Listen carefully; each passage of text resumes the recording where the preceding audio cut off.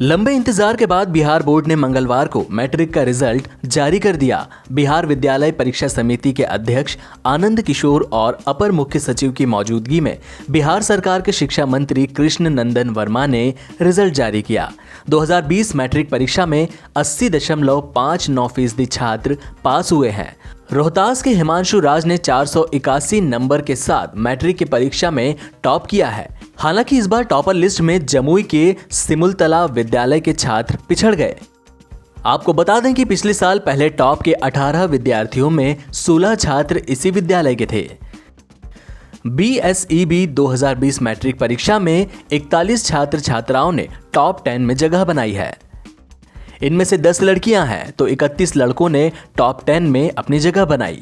हालांकि इस बार सबसे ज्यादा टॉपर देने वाला जमुई का सिमुलतला आवासीय विद्यालय के सिर्फ 3 छात्र ही जगह बना सके। इस बार 41 टॉपर्स में पटना का कोई भी छात्र जगह नहीं बना पाया है। 41 टॉपर्स में अगर जिलों की बात करें तो रोहतास जिले के 8 छात्रों ने जगह बनाई है। भारत में कोरोना वायरस का संक्रमण रिकॉर्ड स्तर पर पहुंच गया है। 1 मई के बाद अब कोरोना मामलों में 4 गुना तक की बढ़ोतरी देखी गई है। स्वास्थ्य मंत्रालय के जॉइंट सेक्रेटरी लव अग्रवाल ने बताया कि अब तक 60,490 कोरोना पेशेंट्स ठीक हो चुके हैं। उन्होंने बताया कि भारत में जो कोरोना से होने वाली मौतों का आंकड़ा है वो पूरी दुनिया में सबसे कम है। उन्होंने बताया कि दुनिया में प्रति लाख जनसंख्या पर 4.4 मौतें हुई हैं, जबकि भारत में प्रति लाख जनसंख्या पर 0.3 मौतें हुई हैं, जो दुनिया में सबसे कम है।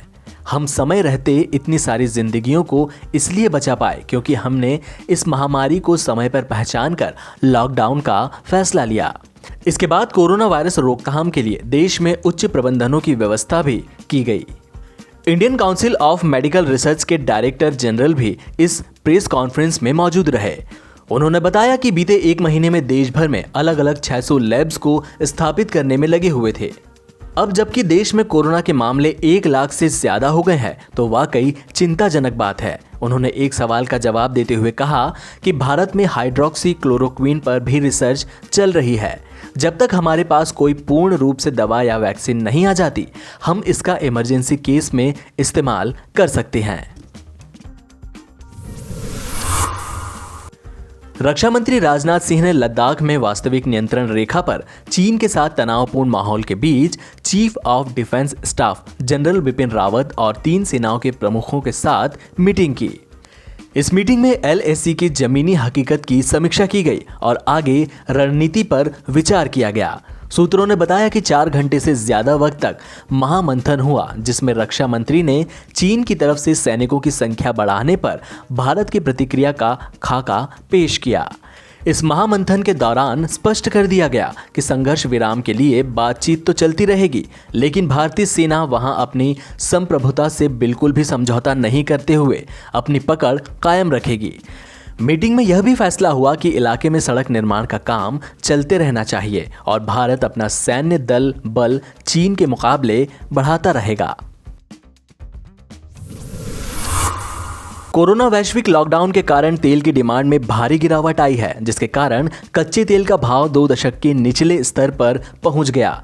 रूस और सऊदी के बीच जारी प्राइस वॉर को लेकर कीमत पर दबाव और ज्यादा बढ़ा है। भारत ने इस मौके का फायदा उठाया और लाखों बैरल वाले तेल रिजर्व को पूरी तरह भर लिया है। पेट्रोलियम मंत्री धर्मेंद्र प्रधान ने कहा कि भारत अब सस्ती कीमत पर अमेरिकी तेल खरीदकर उसे अमेरिका में ही स्टोर करेगा, क्योंकि यहाँ के भंडार पूरी तरह भर गए हैं। भारत का यह प्लान ऑस्ट्रेलिया द्वारा उठाए गए प्लान की तरह है। ऑस्ट्रेलिया भी तेल का बहुत बड़ा आयातक है और उसने अप्रैल में कहा था कि वह इस मौके का फायदा उठाएगा और सस्ता कच्चा तेल खरीदेगा, फिर उसे अमेरिकी स्ट्रेटेजिक पेट्रोलियम रिजर्व में स्टोर करेगा।